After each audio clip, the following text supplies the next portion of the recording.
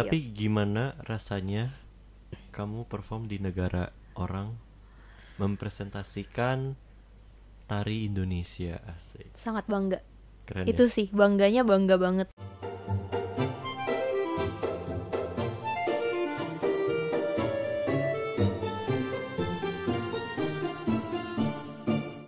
Coba rasanya kuliah full 4 tahun di negeri orang. Jadi anak rantau. Rasanya apa ya? Jeng, jeng, jeng. Rasanya campur aduk sih. Awalnya senang karena gini, karena mungkin dari kecil sampai SMA tinggal di rumah orang tua. Maksudnya tinggal sama orang tua masih ada yang kayak kalau orang lagi ngomong dia nguap kayak misalnya, maksudnya kita kan selalu tinggal sama orang tua. Kalau mau pergi malam ada jam malamnya, terus Dibatasin lah. masih ada batasannya. Tapi dengan kuliah ke luar negeri, satu itu pasti akan kangen dimarahin ya. Kangen masakan rumah sih yang pasti, kangen makanan Indonesia itu pasti.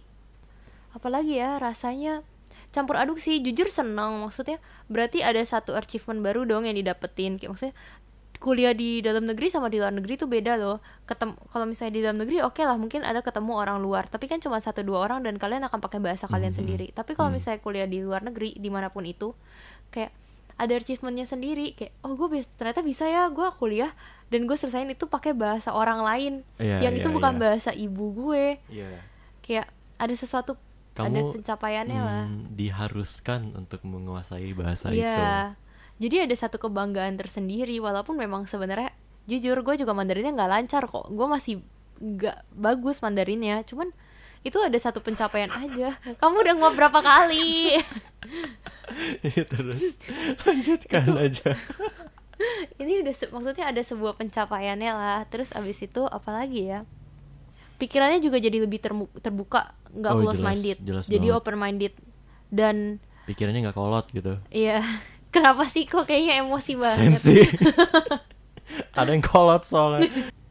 Ini jadi banyak belajar kepribadian orang juga.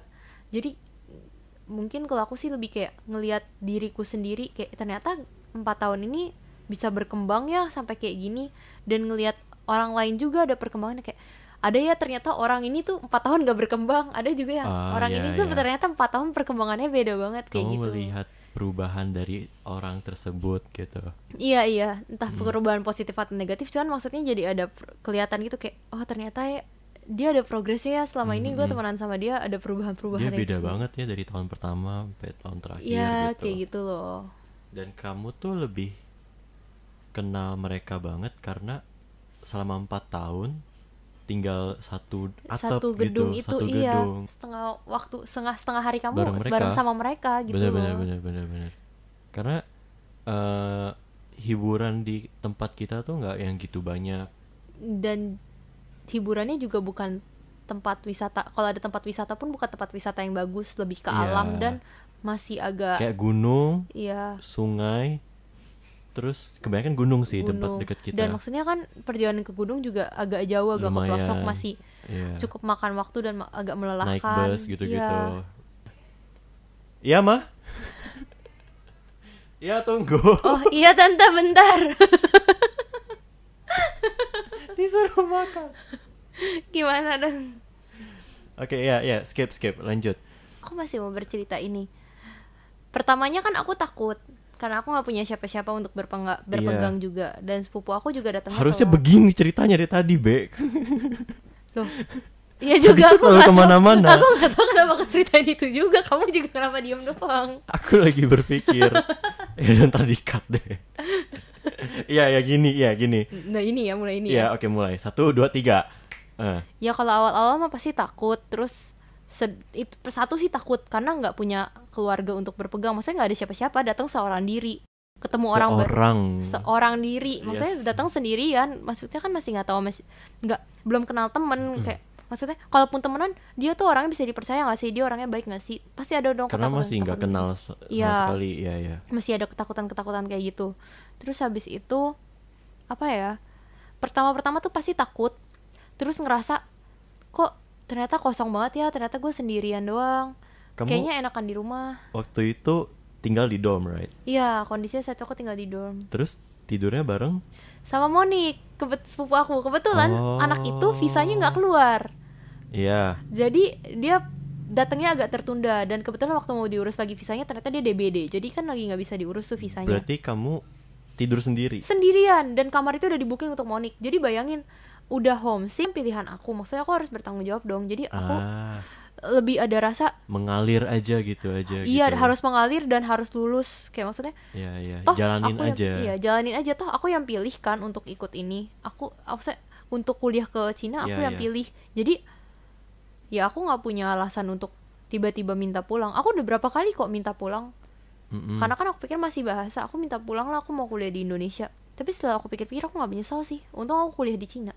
Terus akhirnya kamu karena mengenal beberapa orang asing yang menjadi teman dekat, akhirnya kamu bisa apa ya, kayak bertahan di situ gitu. Ya kan, ya intinya karena teman-teman Indo dan karena beberapa orang di luar negeri yang maksudnya ternyata ada ya orang yang masih bisa jadi temen, nggak ngerasa sendiri gitu loh. Yes. Karena kita semua kan ceritanya apa ya, kayak anak rantau gitu. Iya. Jadi kayak semuanya tuh ngerasa harus saling jaga satu sama Iya, lain, bener. harus saling bantu. Terus kayak maksudnya mereka juga menganggap kita sebagai keluarga mereka. Iya, karena maksudnya balik aku yang paling berat tahun kemarin, karena maksudnya Tahun terakhir. sebelum tahun terakhir, kan ini tahun terakhir. Iya. Berarti Tahun 2018. Iya, tahun ketiga. Menurut aku itu yang paling banyak dramanya sih, jujur. Paling banyak cerita, gimana ya? Itu tahun yang paling berat untuk ditinggalkan menurut aku. Karena di situ, karena aku biasa temenan sama orang luar, oh ya sekedar temenan, ketemu ngobrol. Tapi ini tuh punya temen yang kayak, aku tengah malam kayak, woi, gue mau curhat, kayak gitu loh. Bisa yang kayak gitu. Terus maksudnya yang akrab, aku jarang banget ngundang orang luar main ke kamar aku. Tapi kayak dia tuh bisa randomly ketuk pintu, mau main dong, kayak gitu loh. Main bareng Iya, gitu-gitu. dan maksudnya dia bisa berbaur sama orang Indonesia juga. Jadi itu satu sih yang maksudnya sedih, karena jaraknya lumayan jauh juga lokasinya. Jadi kayak nggak tahu kapan mau ketemu lagi. Kedua, kebetulan mungkin orang-orang Indonesianya lebih, entah kenapa tahun itu Lebih asik, bukan lebih asik ya. lebih anak muda. Nggak usah memuji tahunmu ya. Aku nggak tahun- bilang gitu. Tahun aku tuh tahun paling asik loh. Aku nggak bilang paling asik sih, cuman Paling segala-galanya, paling banyak dramanya. oh tentu saja. Paling banyak apa, manis pahitnya, paling banyak apa, segalanya paling. Tapi iya, tapi maksudnya tahun kamu itu tahun yang maksudnya yang enggak, yang every open door is open gitu loh. Every Yes, door is yes. open gitu loh. Kayak semua iya. hal akhirnya terlihat di tahun itu. Makanya aku kayak yang gila, ini tahun yang paling banyak drama. Karena jujur aku nggak pernah nangis di orang graduation. Cuman tahun itu aku nangisnya sampai yang kayak drama banget, kayak ditinggal mati, sampai yang Karena sedih banget, sumpah itu tahun paling sedih. tahun angkatan aku itu orang-orangnya paling banyak dari Iya. dari apa, kelas aku. Anak-anaknya juga lebih jiwa muda lah. Maksudnya lebih banyak Kalian- konyol-konyolnya gitu. Iya, dan kalian nggak semuanya langsung satu geng gitu loh. Kalau kalian lagi disatuin rame-rame pun kalian tetap asik, nggak sibuk dengan geng kalian masing-masing. Iya. Kayak maksudnya kalau rame-rame pun ya udah, Tetap ayo oke, tetap iya. aja gitu. Heeh. Ya apa? Asik zamanku toh. Mukanya nyebelin banget. Asik Iya. zamanku. Iya sih. Jadi menurut kamu dari 4 tahun itu yang paling berkesan adalah tahun ketiga. Oh tentu saja tahun keempat. Tahun ini tentu saja. Oh, paling berkesan justru tahun ini. Tahun ini justru saat aku nggak di sana 1 tahun, menurut aku itu yang sangat berkesan. Kenapa? Satu, aku magang. Itu pengalaman baru. Magang. Oh ya, Cindy by the way dia magang di Indonesia. Aku magang di Indonesia, guys. Menurutku magang itu adalah salah satu pengalaman baru, karena selama ini aku kerja sendiri. Maksudnya kerja lebih kayak urus shop itu kan sendirian, nggak ada kerja yang interaksi sama orang, ada timnya. Tapi ternyata ini tuh aku kerja di kantor yang kerja sama tim, ketemu orang baru, Yes. belajar tentang orang lagi, lebih kayak gitu. Itu menarik sih, apalagi maksudnya jarak dari kantorku ke rumah juga Lumayan. saat itu jauh, lumayan. Jadi banyak dramanya di situ. Kebetulan karena ada satu dan lain hal masalah, SKS aku kurang cukup banyak. kurang 37 atau hampir 40 SKS lah intinya. Iya. Di luar skripsi ya. Jadi saat itu bener-bener panik karena gila, satu semester 37 SKS cuy, gue mau gimana? Terus kamu mengejar Dan ketertinggalan kamu Iya. di semester terakhir. Iya. Oh, sorry, tadi tuh terlepas dari magang. Kalau skripsi, terlepas dari skripsi berarti SKS-nya kurang 31. Iya. Bayangin satu semester 31, aku mau kelas gimana? Kalau aku kelas langsung ke Cina, aku yakin aku nggak akan lolos tahun ini. Terus kalau di Cina kan lebih mahal untuk dari segi uangnya, dari segi biaya segala macam. Menurut aku ya. Karena ibaratnya tuh kalau misalnya di Cina itu dalam rupiah itu duitnya double dikali 2. Iya, kali 2 benar. Nah, kamu per bulannya atau enggak biaya kamu deh waktu di Cina itu kayak gimana? Mau biaya sama tempat tinggal juga saat itu atau cuma biaya hidup? Biaya ya sama tempat tinggal. Kalau lagi itu biaya hidup sama biaya tempat tinggal terpisah. Jadi tempat tinggal tuh Suara kamu berat banget ya. Biaya hidup sama tempat tinggal tuh terpisah. Semoga. Iya. Iya. Biaya hidup kamu berapa? Gue kesel. Suaranya berat banget. Cindy try to change her voice.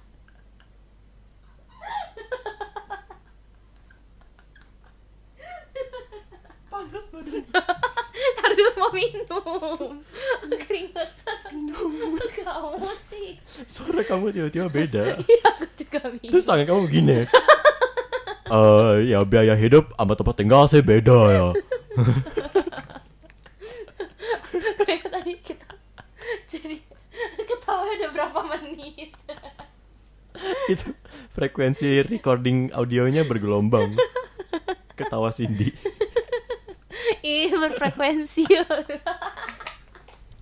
Tanya ulang dong, please. Oke, aku tanya ulang. Sabar, tes dulu. Suaraku masih berat gak? Enggak kan? Enggak. Udah kayak biasa kan? Udah. Udah ya. Tangannya gak usah ikut-ikutin gitu. Aku tangannya tadi gini. Jadi biaya hidup kamu beserta tempat tinggal itu berapa? Kenapa sih suara harus kayak gitu? Kalau biaya tempat tinggal sama hidup misalkan tempat tinggal itu Aku bahkan lupa. Itu dom berapa duit ya aku? serius. Dorm itu 6.000 RMB. 6.000 RMB itu berarti Around 12 jutaan. ya. Around 12 jutaan 1 tahun. 5 bulan. bulan. Iya. 5 bulan include listrik, include air, unlimited. Unlimited. Lu nyalain AC 24 jam. Iya, kalau lagi winter AC-nya aku bikin heater 24 Kan AC jam. kan kalau misalnya tergantung musim ya. Jadi Oh kalau iya, misalnya, kebetulan ini AC kita AC sentral, iya. kayak hotel. Jadi Ya ya, emang hotel sih tadinya kan. iya. Jadi emang kalau misalnya winter dia jadi heater, kalau summer dia jadi AC. Kalau mandi mau mandi 1 jam juga mandi 1 jam. Dulu aku sering mandi sejam, Iya. apalagi winter enak banget. Iya, winter tuh enak banget kalau Buat mandi misalnya air panas. kalian masuk ke dalam kamar mandi, Iya, showeran, iya. Kadang-kadang sampai keriput terus Anget. udah keriput tuh, terus Pak. iya keluar dari kamar mandi baru lihat kulit kita semua rusak. Udah kayak nenek-nenek. Oke, jadi kamu nggak kamu sih, kita semua tempat tinggal 12 jutaan. 12 ya, around 12 juta per 5 bulan. Ya, terus Terus kalau misalnya biaya hidup ini tergantung orangnya sendiri. Tapi kalau misalnya aku saat itu dikasih 2.500 per bulan per bulan. 2.500 RMB itu adalah kurang lebih 5 juta. 5 juta. 4 juta 800 hampir 5 juta lah. Wow. Banyak ya. Iya. Soalnya kan lagi itu sendiri, belum ada dede juga, dan takutnya kalau misalnya makan di luar ada yang nggak cocok atau ada kebutuhan lain yang mesti dibeli. Jadi dikasih segitu 5 juta, taruhlah 5 juta. Itu udah buat kayak beli sabun, beli shampoo, kebutuhan Sehari-hari lah pokoknya. sehari-hari, makanan, kalau mau jajan di luar, dan itu udah bisa sama belanja. Maksudnya main ke mall seminggu sekali. Itu Makan enak seminggu 2 kali, Berarti- Sabtu Minggu. dari 5 juta itu kamu per bulan udah dapat semuanya itu. Udah semuanya. Tapi seharusnya kalau misalnya kalau emang kalian yang minim budget, sebenarnya 3 juta tuh cukup Iya. untuk bener-bener. makan, untuk beli sabun, shampoo, kebutuhan odol, maksudnya kebutuhan sehari-hari Yes. kehidupan kalian, Yes.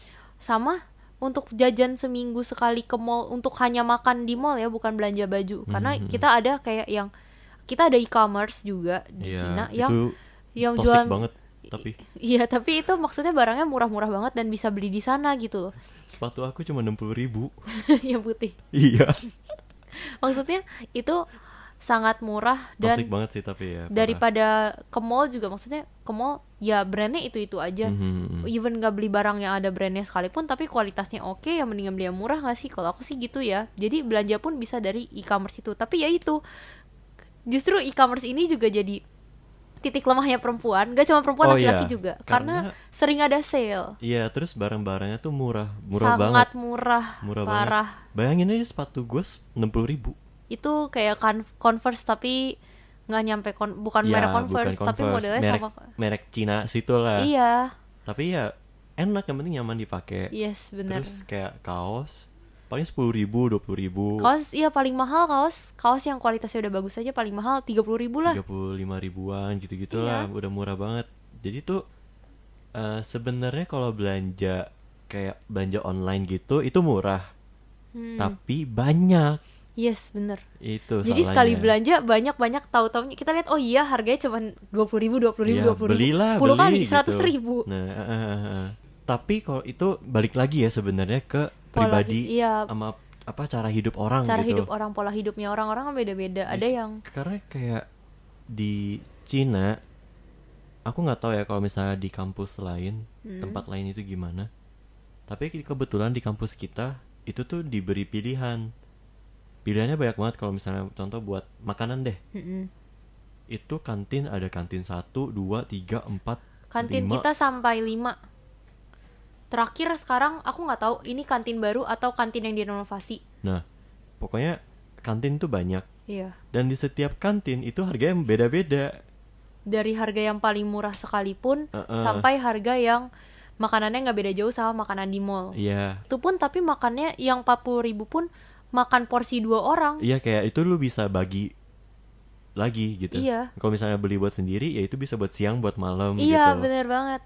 Jadi sebenarnya itu pilihan masing-masing orang, kayak berapa biayanya, ya itu tergantung lagi dari cara hidup kalian. Dan kalau mau yang lebih murah lagi, selain makan di kantin juga kita ada food street di depan kampus. Iya, kayak apa ya, Kayak gerobakan kaki makan, lima iya, gitu. kayak makanan kaki 5 dan harganya terjangkau, rasanya enak, cukup bersih menurutku.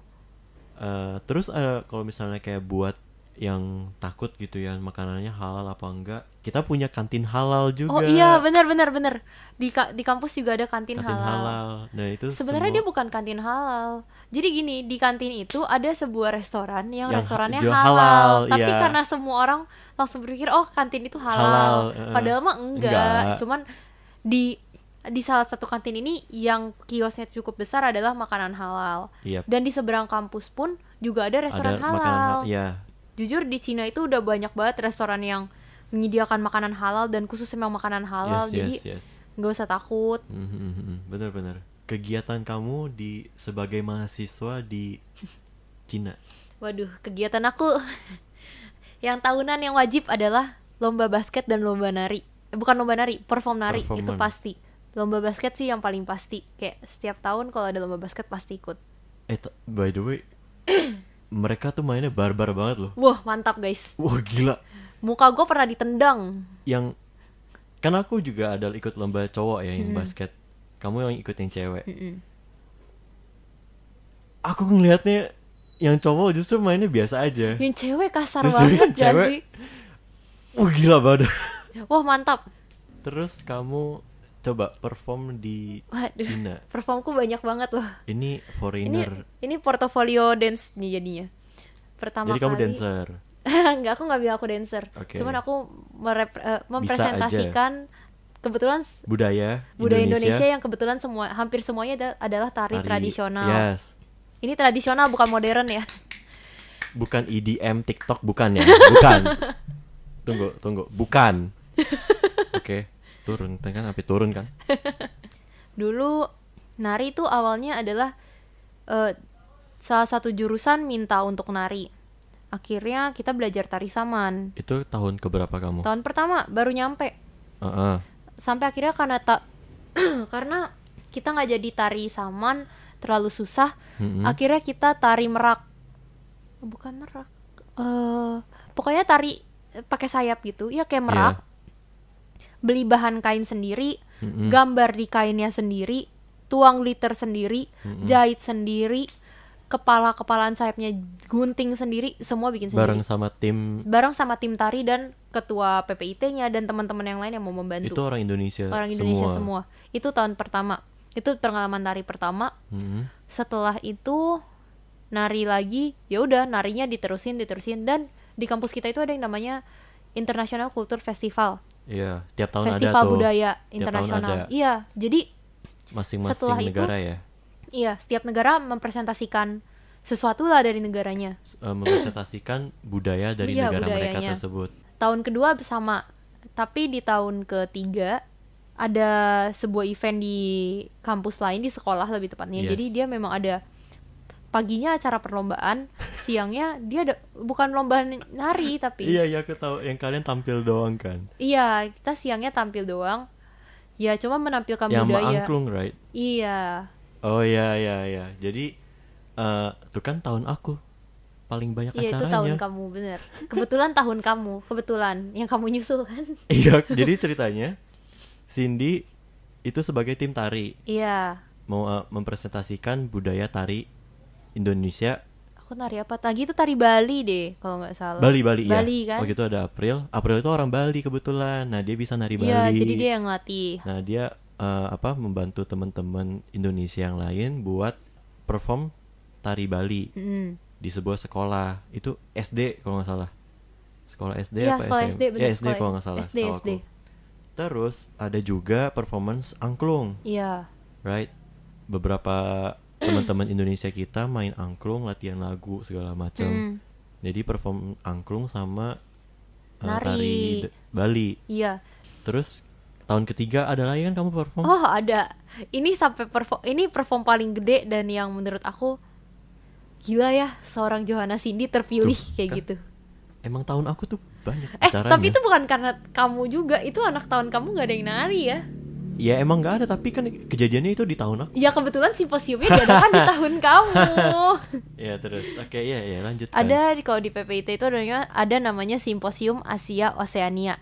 Itu gede banget itu acara. Gila. Itu acaranya gede banget. Setiap PPIT mengirimkan satu tim perwakilannya untuk menampilkan perform. Itu di mana sih aku lupa. Di Tianjin. Di sebuah kota di Cina namanya Tianjin pokoknya. Terus kebetulan setelah kita kirim video latihan kita, ternyata di-approve. Yeay. Lalu kita mulai mempersiapkan itu. Dan kamu harus tahu, persiapan pergi ke Tianjin untuk tari itu adalah posisinya, timingnya gini. Tari Tianjin, 2 hari kemudian lomba basket. Hari Tianjin lomba basket. Jadi aku setelah perform. Apa sih? Ulang gini. Oke, maaf. Jadi kayak Patrick. hari ini aku perform. Iya. Terus aku masih punya 1 hari untuk pulang. Besokannya aku pulang nih. Iya. Di hari aku pulang itu sorenya aku perform basket. Lomba basket. Perform basket. Lomba basket. Nari pakai bola basket. Iya Cindy. Marvelous. Keren. Lomba basket. Iya. Hari perform itu, basket. Terus? Pokoknya 2 hari berturut-turut aku lomba basket. Iya. Sehari kosong. Besokannya lagi kamu perform lagi. Aku perform lagi pakai heels, nari lagi di acara Kultur Festival. Mantap. Iya, jadi ada 3 event besar yang bersamaan. Sebenarnya 2 event besar itu, cuman basket ini tiba-tiba nyelip aja, jadwalnya berubah di tanggal segitu. Awalnya sebenarnya sebelum itu. Yes. Tapi gimana rasanya kamu perform di negara orang, mempresentasikan tari Indonesia? Asik. Sangat bangga. Keren itu ya? Sih bangga banget. Jadi mau nangis. Dia apa sih? Karena nggak semua orang bisa tari tradisional. Satu terpilih untuk nari tradisional, karena nggak semua orang juga. Maksudnya kebanyakan orang lebih suka nari K-pop atau nari, pokoknya nari K-pop K-pop ya. Be, kok aku diledekin terus? Kamu mikir aku diledekin orang? Kamu emang salah guys, K-pop. Iya, iya. K-pop. K-pop. I just love because the way you say it. It's Oke, iya ya, orang kebanyakan suka nari K-pop. Lalu Kamu jangan ledekin aku. badan gua sampai Orang panas.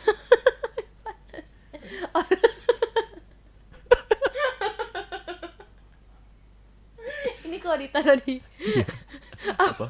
kalau ditaruh di behind the scene, orang juga nggak ngerti kita ketawain apa. K-pop. K-pop. K-pop. Kayak ditayangin sumpah malu Iya banget. iya iya. Oke, ntar aku tayangin apa. Orang cuma nonton ketawa kita bego. Panas keringetan dan Iya iya, oke oke. Karena kebanyakan orang itu lebih suka nari K-pop yang kayak gitu-gitulah. Aku gak ketawa loh. Kamu kayak Aku nahan ketawa. kamu yang ketawa. Aku nahan ketawa. Sama tari tradisional, ada interest sama tari tradisional. Udah jarang lah. Sangat sedikit orang. Jadi menurut aku itu salah satu budaya yang harus dilestarikan sih. Orang tuh sukanya sekarang tari TikTok. Nah iya, Nah. yang gini-gini, Iya. apalagi sih ya gitulah pokoknya. Kamu kan juga. Aku nggak nari TikTok, mohon maaf, Oh, saya iya, nggak oke. nggak main nari-narian TikTok. Intinya kamu ada rasa bangga Iyalah pasti pernah bangga. berkontribusi. Bener kan Berkontribusi untuk membawa nama Indonesia. itu. Iya itu. Iya itu pokoknya itu. Iyalah pastilah. Nah jadi yaudah kali ya.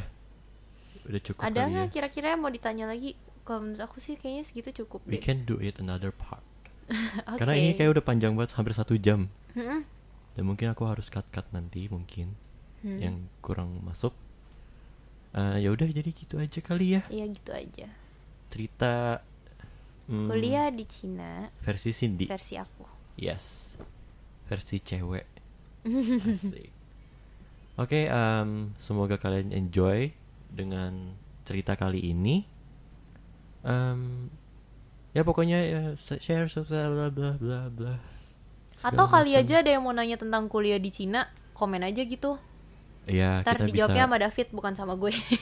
David aja yang Ya, ntar bisa jawab. dibahas di podcast lah. Oh iya iya bener-bener. Ya gitu, kita bisa dibicarakan supaya lebih jelas. Yeps. Thank you guys for watching, for listening this podcast. Podcast, Yes, vlogcast, vlogcast, podcast, to whatever everything. lah. So yeah, share it if you want to share, like it if you like it, and in Apa sih? nggak Iya. tahu. Semangat. Ya pokoknya itu. Fine. Dadah.